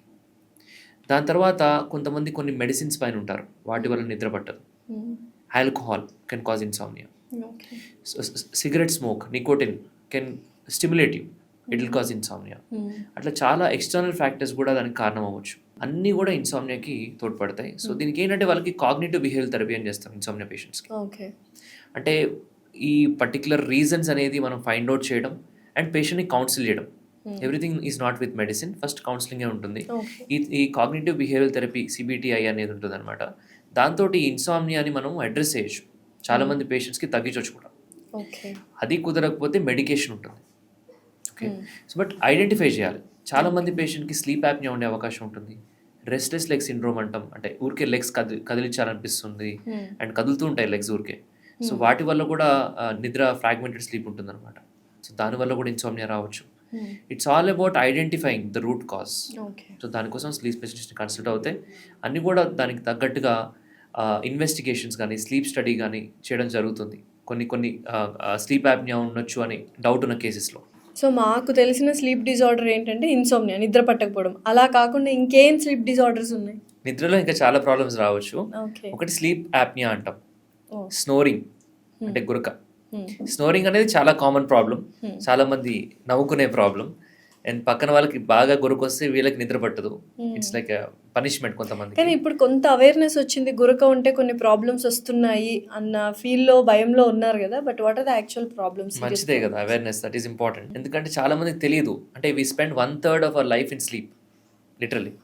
ఓకే, అంటే ఒక 100 years బతికితే 30 years పడుకునే ఉంటాం ఆల్మోస్ట్, అంతే కదా, రోజులో 8 hours. సో అంత ఇంపార్టెంట్ స్లీప్. కానీ ఆ స్లీప్ చాలా నెగ్లెక్టెడ్ ఎంటైర్ సొసైటీలో. It's very neglected. Any country, in our country it is too much neglected. అంటే మా ఫాదర్ గురక పెడతారు, మా గ్రాండ్ ఫాదర్ గురక పెడతారు, ఇటు గురక పెడతారు, ఇట్స్ న్యాచురల్, ఇట్స్ నార్మల్ అంటారు చాలా మంది. But that itself is causing so many problems including hypertension, BP. అసలు బీపీకి most common cause is snoring and sleep apnea. Primary hypertension అంటాము ఆబ్వియస్లీ, అది నెంబర్ 1 కాజ్. కానీ ఒక జబ్బు వల్ల వచ్చే బీపీస్లో మోస్ట్ కామన్ జబ్బు ఈ గురక ప్రాబ్లం. సో ఏజ్ నుంచి స్టార్ట్ అవ్వచ్చు ఈ స్నోరింగ్ అనేది? చిన్న పిల్లలు కూడా ఉంటుందండి గురక. చిన్న పిల్లలు గురక పెడితే ఇట్స్ క్వైట్ అబ్నార్మల్. వాళ్ళకి అలర్జిక్ రైనైటిస్ ఉండొచ్చు, ఎడినాయిడ్స్ టాన్సిల్స్ ఉండొచ్చు, వాటి వల్ల విపరీతమైన గురక పెడతారు. చాలా లౌడ్ సౌండ్ వస్తుంది, చాలా మంది చెప్తారు, రికార్డింగ్ కూడా వినిపిస్తారు, it's very loud. And snoring ఒకటే కాదు, చోకింగ్ కూడా ఉంటుంది వాళ్ళకి. అంటే గురక పెడుతుంటారు, ఒక సౌండ్ వచ్చి గ్యాప్ వచ్చి సడన్ గా అని పెద్ద సౌండ్ తోటి లేసి మళ్ళీ పడుకుంటారు. దే విల్ బి స్లీపింగ్, వాళ్ళు నిద్రలోనే ఉంటారు, బట్ కదలడము పేరెంట్స్కి పాపం చాలా ఇబ్బంది అనిపిస్తుంది. Because they won't go to a good deep sleep, always disturb, తిరుగుతూ ఉంటారు బెడ్ అంతా రౌండ్ క్లాక్ లాగా. They can't sleep properly, positions మారుస్తుంటారు, head positions. That is because air is not entering properly into their lungs. ఈ అడ్డు వల్ల, ఇక్కడ tonsils వల్లనో, ముక్కు వెనకాల ఉండే ఎడినాయిడ్ వల్లనో బ్లాక్ చేయడం వల్ల ఎయిర్ ఈజ్ నాట్ ఎంటరింగ్. ఆ రెసిస్టెన్స్ అంటే ఆ చిన్న గ్యాప్లోంచి ఎయిర్ వెళ్ళడం వల్ల వచ్చే సౌండే స్నోరింగ్. ఆ టిష్యూస్ అలా వైబ్రేట్ అవుతాయి, అప్పుడు ప్రొడ్యూస్ అయ్యేది స్నోరింగ్ అనమాట, గురక. ఈ గురక అనేది పిల్లలు ఉంటే ఖచ్చితంగా అబ్నార్మలే.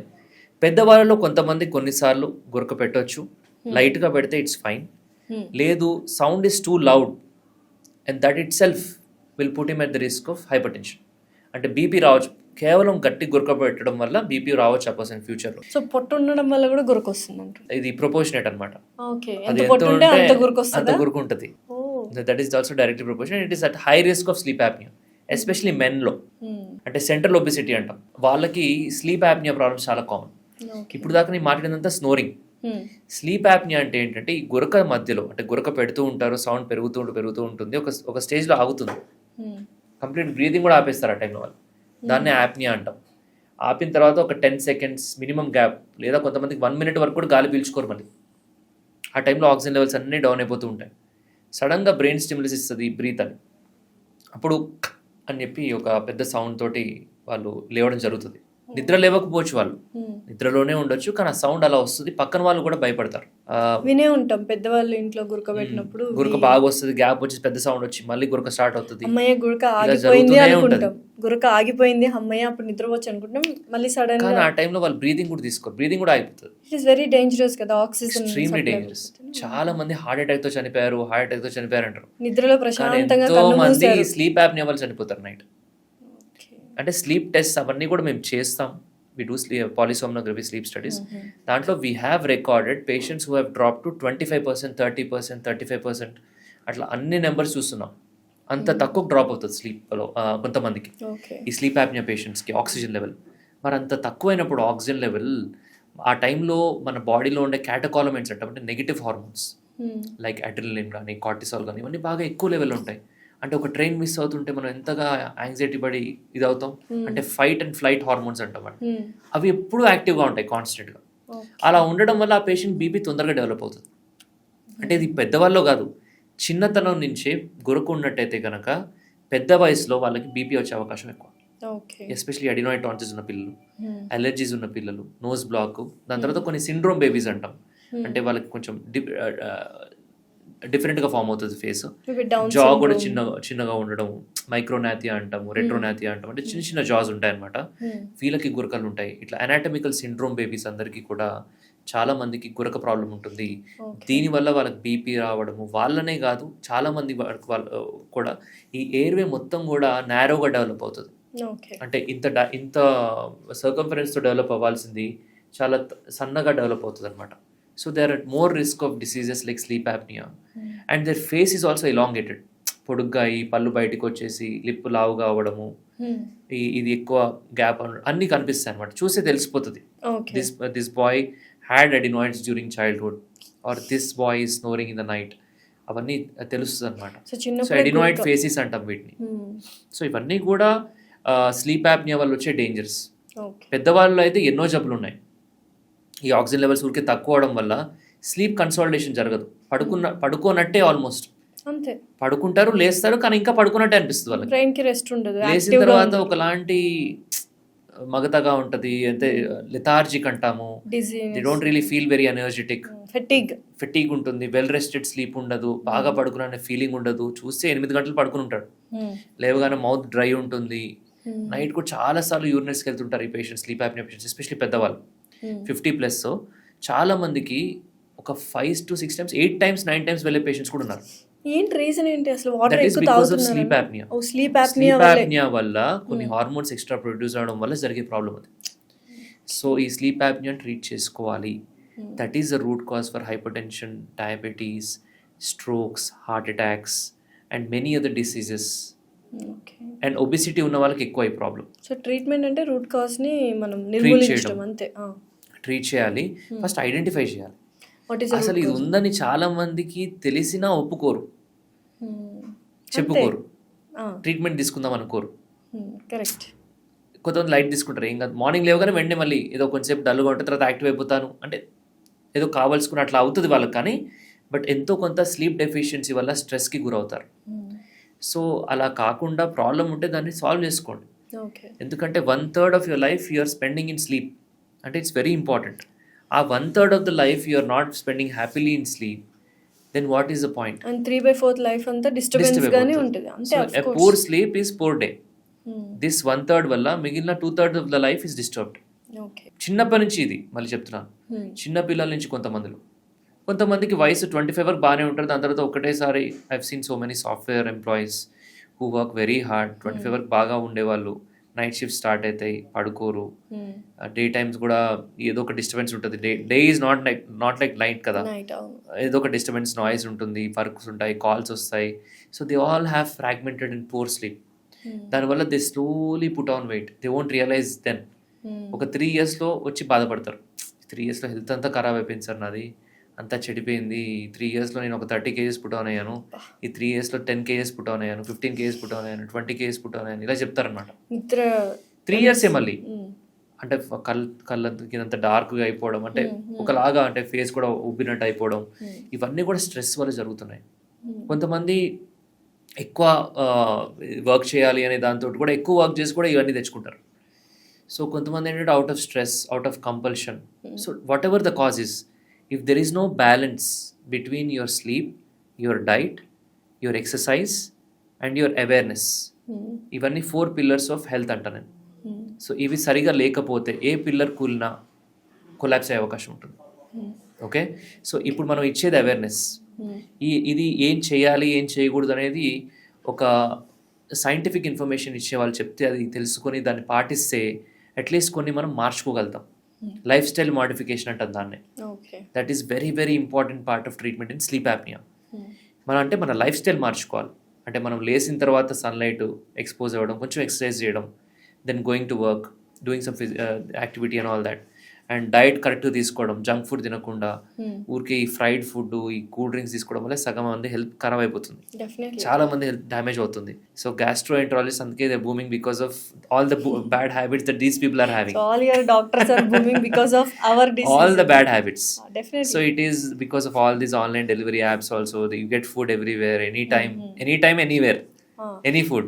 4 AM బిర్యానీస్ ఎంత ఫేమస్ అయ్యాయో తెలుసా? సో అంటే ఇట్లా ఆడ్ టైంలో తినడము ఒకసారి 2 సార్లు is okay, but getting use to it. ఇవన్నీ గవర్నమెంట్ బ్యాన్ చేయాలి. 4 AM బిర్యానీలు, 3 AM బిర్యానీలు బ్యాన్ చేస్తే సో అట్లా ఈ పియర్ ప్రెషర్ ఉంటుంది friends.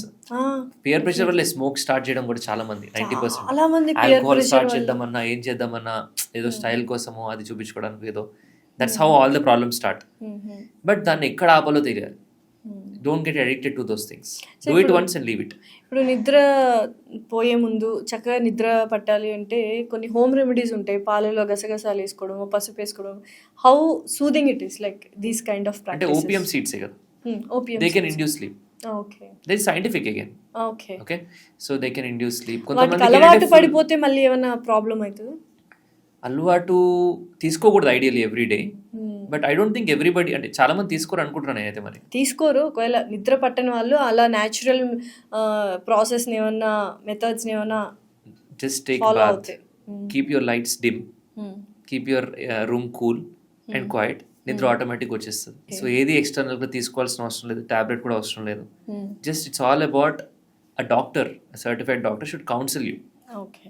Then they will tell you where you're going wrong. అంటే నిద్ర పోవాలి అని చెప్పి బెడ్ ఎక్కితే నిద్ర రాదు.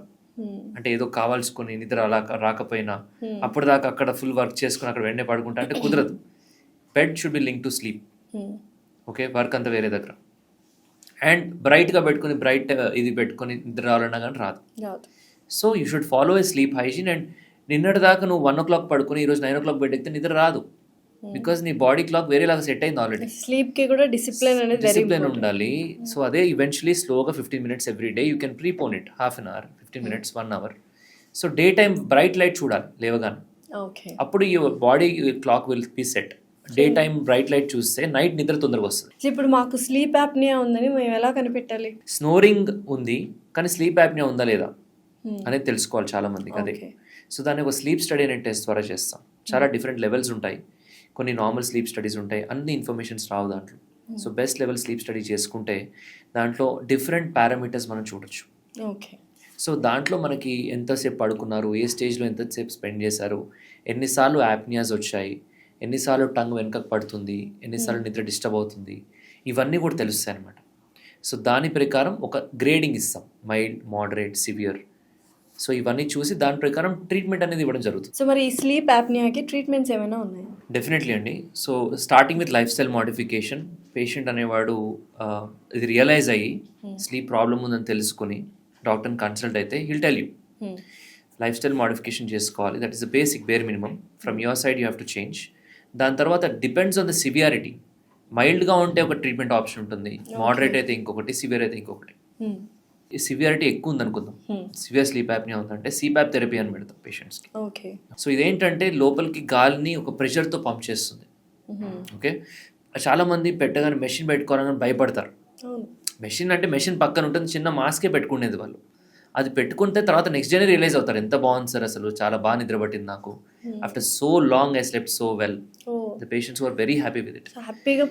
అంటే ఒక పేషెంట్కి అవసరం లేని పేషెంట్కి ఇస్తే అది సెట్ అవ్వకపోవచ్చు, లేదా ఆ మెషిన్ కాకుండా వాళ్ళకి సిపాప్ కాకుండా బైపాప్ అవసరం పడవచ్చు, డిపెండ్స్. అందుకే ఏది అవసరం అది స్టార్ట్ చేయడం బెటర్. తర్వాత ఏదైనా అంతే, టాబ్లెట్ అయినా అంతే, అవసరం ఉంటేనే ఇస్తేనే దానికి బాగా పనిచేస్తుంది. అవసరం లేనప్పుడు ఇస్తే వాడికి సైడ్ ఎఫెక్ట్ వస్తుంది. సిపాప్ అయినా అంతే, నీకు నిజంగానే స్లీప్ యాప్నియా ఉంది, నువ్వు పెట్టుకుంటే నీకు యూజువలీ సెట్ అవుతుంది.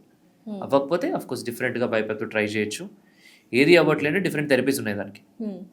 బట్ చాలామంది అనుకున్నట్టుగా అది డేంజరస్, అలవాటు అయిపోతుంది, దాని తర్వాత చాలా ఇబ్బందిగా ఉంటుంది అనేది కరెక్ట్ కాదు. వాడే పేషెంట్స్కి తెలుసు they will not sleep without it. అంతగా వాళ్ళు they like it. It doesn't mean they are addicted to it. They will need it. ఎన్ని రోజులు కావాలి అని అడుగుతారు చాలా మంది. ఎన్ని రోజులు వాడాలి సార్ నేను? 1 month వాడాలా, 3 months వాడాలా, 1 year వాడాలా, ఇది చెప్పండి. So it depends on you. So ఆ కిట్ మనం తీసుకెళ్తాం లైక్ ఏదైతే ఉందో నైట్ పడుకుంటే ఇంట్లో ఉంటుంది అది usually. If you're travelling somewhere you can అదే ఇంటికి అంటే హాస్పిటల్ నుంచి వీళ్ళు క్యారీ ఇంట్లో పెట్టుకుని వాడతారు. ఇంట్లో పెట్టుకొని వాడతాం. హాస్పిటల్ కాదు. ఓకే, హాస్పిటల్ ఫస్ట్ పెట్టుకుంటే అర్థమవుతుంది ఎంత ప్రెషర్స్ పెట్టాలి అవన్నీ తెలుస్తాయి. దాంతో ఇంటికి పంపిస్తాం. They use it every day. And ఎలా వాడారు, పెట్టుకున్నారా లేదా, ఎంతసేపు పెట్టుకున్నారు, ఎన్ని రోజులు పెట్టుకున్నారు కూడా తెలిసిపోతుంది. దాంట్లో మనకి చిప్ ఉంటుంది, ఇట్ విల్ రికార్డ్ ఎవ్రీథింగ్. లేదు, ఇదంతా తెలిసిపోతుంది అన్నమాట. డేటా అంతా వస్తుంది. Then will see and will tell them where they are going wrong, humidity ఏంది అనేది. అడిక్షన్ కాదండి, డిపెండ్స్. అంటే ఆ లోపల they have to go for life style modification, they have to decrease their weight. వాళ్ళ తరపున కూడా వాళ్ళు ఏదో ఒకటి చేయాలి కదా. It's not just they are putting and everything will become like magic and మంచిగా ఎప్పుడు అట్లా కాదు. ఏంటి ఆ మెషిన్ లో ఏముంది అసలు? పెట్టగానే నిద్ర ఇచ్చేది గాలే with pressure. Okay, and it will not అంటే డిస్టర్బింగ్ ఇవ్వదు, అంటే స్మూత్ గా ఇస్తుంది అనమాట. సో దానివల్ల ఈ ఎయిర్వే ఏదైతే ఉందో నైట్ కొలాప్స్ అయిపోతుంటుంది. సో అబ్స్ట్రక్షన్ అవ్వకుండా కొలాప్స్ అవ్వకుండా టంగ్ వెనకకు పడకుండా ఆపుతుంది అనమాట. అంటే ఒక ఎయిర్వే స్ప్లింట్ అంటాం, ఎప్పుడు ఇలా ఉండేలా చూస్తుంది. So air is always going in and coming out and your oxygen saturation is always maintain. Oxygen levels maintain అయితే అప్పుడు పేషెంట్ ఈస్ హ్యాపీ, బాగా పడుకున్నాడు అనిపిస్తుంది. దెన్ దిస్ నో ప్రాబ్లం కదా. So eventually you should lose your weight. Root cause ఏంటి? Adenoids tonsils ఉన్నాయా, వాటిని సరి చేసుకోండి. వెయిట్ ఎక్కువ ఉందా, వెయిట్ తగ్గండి. లేదా ఈ మజిల్స్ బాగా వీక్ ఉన్నాయా? ఇప్పుడు మనం తినే ఫుడ్కి if you look at the jaws, ఇంతకుముందు jaws they are very big and bulky. ఇప్పుడు మనం అన్నీ కూడా it's becoming very smooth and thin because we are not really eating like hard food. అంతా కూడా మెత్తగా అట్లా తింటున్నాం కదా. We are not really using these muscles. So mouth muscles అన్నీ కూడా they becoming weak as you go in generation by generation. అంటే this is also scientific. అంటే ఇంతకుముందు జాస్ చాలా పెద్దగా ఉండేవి, ఇప్పుడు చాలా తక్కువ సైజ్ అవి, మజిల్స్ కూడా తక్కువ అవుతున్నాయి అనమాట. That it self is impacting. And జా వెనకకు పడడము, టంగ్ వెనకకు పడడం, ఇవన్నీ జరుగుతున్నాయి నైట్. సో దీనికోసం కూడా ఎక్సర్సైజెస్ ఉన్నాయి, ఈ పర్టికులర్ మజిల్ ఎక్సర్సైజెస్ కూడా. So that we teach to the patient. So ఇది చేయడం వల్ల కూడా చాలా మందికి బెనిఫిట్ ఉంటుంది. ఇంకొంతమందికి ఓరల్ అప్లయన్సెస్ అంటాం, అంటే టీత్ దగ్గర పెట్టుకునే డివైజెస్, ఇది ఇవ్వడం వల్ల కూడా టంగ్ వెనకకు పడకుండా, మజిల్స్ పడకుండా ఆపుతాయి అనమాట. సో ఇలా డిఫరెంట్ ట్రీట్మెంట్ ఆప్షన్స్ వాళ్ళ ప్రాబ్లం బట్టి, అవసరం బట్టి ఇవ్వడం జరుగుతుంది. Okay, but definitely sleep apnoea ఉన్నా, స్నోరింగ్ ఉన్నా, we have to go to the doctor. 100%. అది ఇప్పుడు ఈ స్నోరింగ్కి కానీ స్లీప్ యాప్నియా కానీ మనం ట్రీట్మెంట్స్ తీసుకోకపోతే వచ్చే నెక్స్ట్ ఫ్యూచర్ ప్రాబ్లమ్స్ ఏంటి క్రోనిక్గా? చాలా కామన్ క్వశ్చన్ ఇది. ఏమవుతుంది తీసుకోకపోతే అని చాలా మంది అడుగుతుంటారు అనమాట. అంటే క్రానిక్ అనే కాదు, స్లీప్ యాప్నియా ఉంటే పేషెంట్స్కి risk of accidents also increase. This is a study done in AIIMS or India ఇన్స్టిట్యూట్లో. 20% of all the accidents happening in our country are because of sleep apnoea. నిద్ర సరిగా లేకపోవడం వల్ల ఎర్లీ మార్నింగ్ జరిగే యాక్సిడెంట్స్ చాలా మందికి స్లీప్ యాప్నియా వల్ల ఉంటాయి. అతి నిద్ర వలన, మధ్యాహ్నం జరిగే యాక్సిడెంట్స్ అయినా సరే, ఎనీ టైం. అంటే నీకు స్లీప్ యాప్నియా ఉంటే the risk of accidents increases by 300%. వేరే కంట్రీస్లో స్లీప్ యాప్నియా ఉందన్న డయాగ్నోసిస్ తెలిస్తే they cancel your licence. Okay, here it is not there in our country. That rule should come. Then the safety also is better and patients also are willing to take treatment అప్పుడు. So sleep apnea వల్ల ఎప్పుడో వచ్చే dangers కాదు, you can actually have this kind of accidents అనమాట. And చాలామంది shift workers ఉంటారు, నిద్ర సరిగా లేక యాక్సిడెంట్స్ అవ్వడము వర్క్ ప్లేస్లో. సో ఇవన్నీ జరుగుతూ ఉంటాయి.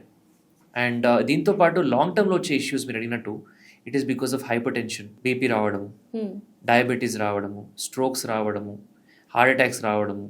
సో ఇవన్నీ కూడా 3 to 4 times ఇంక్రీజ్ అవుతాయి రిస్క్. అస్సలు ఇగ్నోర్ చేయకూడదు స్లీప్ యాప్నియా అనేది. ఎస్, సో దీనివల్ల నిద్ర పట్టకపోవడం, కొన్నిసార్లు ఇన్సామ్నియా. సో ఇవన్నీ చాలా ప్రాబ్లమ్స్ ఉంటాయి అనమాట. So if you have a problem in sleep and your partner is telling you, take it seriously. నాకు అట్లే చిన్నప్పటి నుంచి వస్తుంది అట్లా లైట్ తీసుకోకూడదు. గురుకని కానీ దానిలో మీకు మధ్యలో మీకు కూడా తెలుస్తుంటది, నోరు డ్రై అయిపోతా ఉంటది, నిద్ర. కొంతమందికి అయితే చోక్ అవుతారు అండ్ సడన్ గా లేసేసి చాలా ఆయాసపడతారు నైట్. అంటే కంప్లీట్ బ్లాక్ అయినట్టు చాలాసేపు వాళ్ళ లంగ్స్, మన లంగ్స్కి వెళ్ళే దారి. సో ఇవన్నీ అవుతున్నా తెలిసి కూడా వాళ్ళు డిలే చేస్తే that is bad for they health. So take sleep seriously మనం డే టైం వచ్చే ప్రాబ్లమ్స్ అన్నిటికీ చాలా టెస్ట్ చేయించుకుంటాం, మాస్టర్ హెల్త్ చెకప్స్ అని, ఎక్స్రేస్ అని, సిటీస్ అని. మరి నైట్ సంగతి ఏంటి, స్లీప్ సంగతి ఏంటి? స్లీప్లో కూడా ప్రాబ్లం ఏంటో తెలియాలంటే స్లీప్ సంబంధించిన టెస్ట్ ఉంటాయి. నిజంగానే ఇప్పుడు మనకు నిద్ర సరిగ్గా పడుతుందా, మేము సరిగ్గా నిద్రపోతున్నామా అనే వాటికి కూడా టెస్ట్లు ఉంటాయా మీ దగ్గర? స్లీప్ స్టడీ అదే అంటున్నాను. సో పర్టికులర్ పేషెంట్కి అంటే నిద్ర రావట్లేదు అంటే that is a different thing. నిద్రలో ఉన్న ప్రాబ్లమ్స్ ఐడెంటిఫై చేయడం కోసం ఈ స్లీప్ స్టడీస్ అన్నమాట. సో స్లీప్ స్టడీస్ అనేది మనకు అవసరం ఉన్నప్పుడు చేయించుకోవాల్సిన అవసరం ఉంది, because that is the only way to measure your sleep. Something we can measure and we can record, we can treat, అంతే కదా. ఆ మెట్రిక్ అనేది ఉండాలి. డే టైమ్ కూడా టెస్ట్ అనేది చేసుకుంటున్నాం కదా ప్రాబ్లమ్స్ తగ్గట్టుగా, అలానే స్లీప్లో ప్రాబ్లమ్స్ కూడా స్లీప్ స్టడీ అనే టెస్ట్ తోటి చేయొచ్చు. సో స్లీప్ని కూడా టెస్ట్ చేయొచ్చు. సో కొన్ని డిఫరెంట్వి కనెక్ట్ చేస్తారు, బట్ ఏ పొజిషన్లో అయినా పడుకొని చేయించుకోవచ్చు. కొంతమంది కనెక్ట్ చేసిన తర్వాత ఇలానే పడుకుంటారు ఫ్లాట్గా, అది కూడా కరెక్ట్ కాదు. Sleep in your normal position, natural position, and దాంతో మనకి మార్నింగ్ కల్లా అది రికార్డింగ్స్ అవుతుంటాయి అండ్ 1-2 డేస్లో రిపోర్ట్ అనేది జనరేట్ అవుతుంది. సో కొన్ని ఓల్డ్ రిచువల్స్లో చాలా డేంజరస్ థింగ్స్, చిన్నపిల్లలు పుట్టగానే లేకపోతే స్నానం తలంటు పోసినప్పుడు సాంబ్రాణి వేస్తూ ఉంటారు, అండ్ అలాగే దోమలు కుట్టకుండా మస్కిటో కాయిల్స్ పెడుతూ ఉంటారు. ఎంత డేంజరస్ అది? అవన్నీ కెమికల్స్ కదా, లంగ్స్లోకి ఎంటర్ అయిన తర్వాత కొంతమంది రియాక్ట్ అవ్వకపోవచ్చు, బట్ కొంతమంది పిల్లలు ఎస్పెషల్లీ వీజింగ్ స్టార్ట్ అవుతుంది. వీజింగ్ అంటే మీరు వినే ఉంటారు, విజిలింగ్ సౌండ్స్ లాగా వస్తుంటాయి, అంటే గాలి పీల్చుకున్నప్పుడల్లా సౌండ్స్ వస్తుంటాయి అన్నమాట. చాలా ఇబ్బంది పడతారు గాలి పీల్చుకోవడానికి. Right from nose till lungs మనది ఎయిర్వే సిస్టమ్ అంటాం. ఈ ఎయిర్వే సిస్టమ్ అనేది బ్లాక్ అవుతుంది because of all that smell, smoke and dust. And మీరు ఇందాక చెప్పినట్టు సాంబ్రాణి వల్ల ఐసీయూలో కూడా చిన్నపిల్లలు అడ్మిట్ అయ్యారు అని విన్నాను, ఎంతవరకు కరెక్ట్? అవుతారండి. If it is too much exposure, చాలా వీజింగ్ వచ్చేసి బాగా డొక్కలు ఎగరేస్తూ ఉంటారు, అంటే చాలా ఆయాసపడుతుంటారు. సో అలాంటి కేసెస్ కూడా చూసాను. సో అన్నెసెసరీగా ఈ మస్కిటో కాయిల్స్ కానీ ఎస్పెషల్లీ చాలా డేంజరస్ అవి. అది పెట్టిన తర్వాత చాలా మందికి వీజింగ్ రావడం, అలర్జీస్, ఆస్తమాస్ అన్నీ కూడా అందరు డాక్టర్స్ చూసే ఉంటారు. So better to avoid when you can. Mechanical ways of killing mosquitoes, mosquito nets, ఇవి better. At least using those repellents, చిన్న చిన్న లిక్విడ్స్ అవి కొంచెం బెటర్, కానీ కాయిల్స్ మాత్రం strongly discourage, especially 2 hour segment of patients. ఇప్పుడు కొంతమంది ఉంటారు, అరే నేను చిన్నప్పటి నుంచి పెట్టుకున్నా నాకేం కాలేదంటారు. It's because he is not prone to it. But various people who have allergies, they are different, వాళ్ళకి ఎక్కువ ఈ మెసేజ్. సో సాంబ్రాణి also very dangerous, please avoid it. So next ఇప్పుడు చాలా వెరీ కామన్ ప్రాబ్లం ఏంటంటే నోస్ బ్లాక్స్ అవుతూ ఉంటాయి. అంటే కొంచెం ఎక్కువ కూల్ డ్రింక్స్ తాగినా లేకపోతే ఈ వింటర్ సీజన్లో నోస్ బ్లాక్స్ అవుతుంటాయి. How dangerous it is? నిజంగా నోస్ బ్లాక్స్ వల్ల ఎటువంటి ప్రాబ్లమ్స్ మనం ఫేస్ చేస్తాం? కాజెస్ చాలా ఉంటాయి. ఒకటి వైరల్ ఇన్ఫెక్షన్స్. వైరల్ ఇన్ఫెక్షన్ వస్తే ఒక 1 week, ఒక 5 days to 1 week ఇట్లా జలుబు ఉంటుంది, నోస్ బ్లాక్ ఉంటుంది, ఈవెన్చువల్లీ తగ్గిపోతుంది. నిజంగానే జలుబు ఉంటే 7 రోజుల్లో నువ్వు మెడిసిన్ వేసినా తగ్గిద్ది, మెడిసిన్ వేయకపోయినా 7 రోజుల్లో తగ్గిపోయిద్ది అంటారు. వారంలో తగ్గిపోతుంది. వారంలో తగ్గిపోతుంది, with or without medicine. If it is viral. Okay, అంటే అలా కాదు, మెడిసిన్ వేస్తే ఆబ్వియస్లీ నెక్స్ట్ డే నుంచి రిజల్ట్ వస్తుంది, బట్ ఓవరాల్గా సెట్ అవ్వడానికి అంతసేపు పడుతుంది, because virus will take time. అది ఓకే అండి, అది అందరికీ వచ్చేదే.